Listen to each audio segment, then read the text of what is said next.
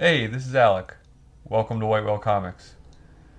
Today I'm doing a contest entry for Longbox Love Affair. Um, his channel is really great, and like I said when I did Reggie Simmons' contest entry, I wouldn't do a contest entry and shout out a channel that I didn't support and subscribe to. Um, so if you don't already check out his stuff, I definitely recommend it. He puts out some quality content, shows some awesome books, and much like me, he is a Valiant fan. So big extra points in my book. Um, his contest is pretty fun. He wants us to show a couple of spec books, or what we believe might be spec books. The books I chose today aren't necessarily going to be like books that are going to shoot up in value, but might just be books that you might want to grab before they go up a little bit, and you don't want to spend the money to get them. I'm probably way off base on all of them though, and you'll probably be able to get them in dollar bins, which a couple of them I did. Speaking of which, I kind of tried to challenge myself a little bit and wanted to, rather than pick stuff from my collection that I already have, I wanted to try to do some dollar bin diving and see if I could fish some stuff out that could possibly be something. Um, and I found a couple things, and they are nothing, but I share them anyway. Um, Secret Defenders #1. First of all, it's a Darkhawk book, so I can't believe I'm holding it because it's so on fire right now. Um, but it also features the first appearance of a character named Dreadlocks that no one has ever heard of.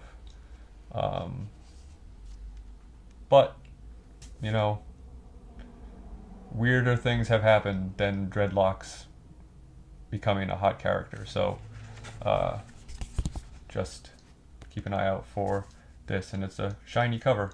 So, nothing else, you got another awesome 90s shiny cover book in your collection, which you can never have enough of. The other dollar book I found is actually, I was surprised. I picked it up and thought it was nothing, but looked it up when I got home, and it actually goes for $10-15.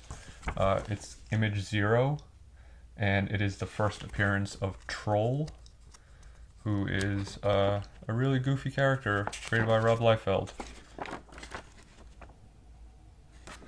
And it is also the first appearance of a Spawn character, sort of, in a pinup by Todd McFarlane called Freak. But I guess this was a mail-away book. You had to cut coupons, much like a Valiant book. So, there you go. Those are my dollar bin spec books. But since those are such wildly ridiculous as far as speculation goes, I decided to pull a couple of books out of my collection that I think might actually go up in value a little bit. The first, again, because we are both Valiant fans, is Shadow Man #8. I've mentioned this in my Valiant Keys video, but this is the first appearance of Master Dark, who is a villain in the Valiant universe, and with the cinematic universe starting, if it's successful, they're going to be looking for new characters to put into movies and new villains, and this might be something to look out for. You can get it for $5-10. It's really not like that hard to find. It is hard to find in good condition, obviously, because it's a black cover, and we all know black covers are tough to find in good shape. This one's pretty decent, but not perfect. Not a 9.8. The next one is Jeff Lemire's Pluto Nough #1. It's a miniseries he did, and it's a story about a bunch of kids who don't really necessarily get along, but they end up together finding the dead body of a superhero. And you know, with the success of stuff like Stranger Things, I feel like anything dealing with kids banding together in supernatural situations is ripe for the Hollywood pickings. And this can be picked up real cheap, cover price probably. The last one is a personal favorite choice. I'm a huge Terry Moore fan, if you don't already know that by watching my channel.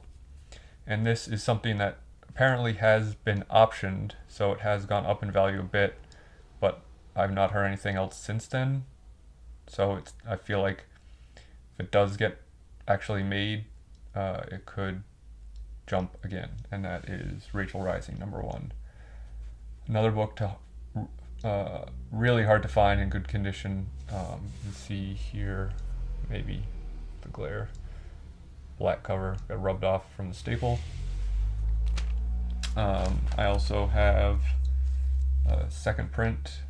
There's also a third print that has the same red cover, as far as I know.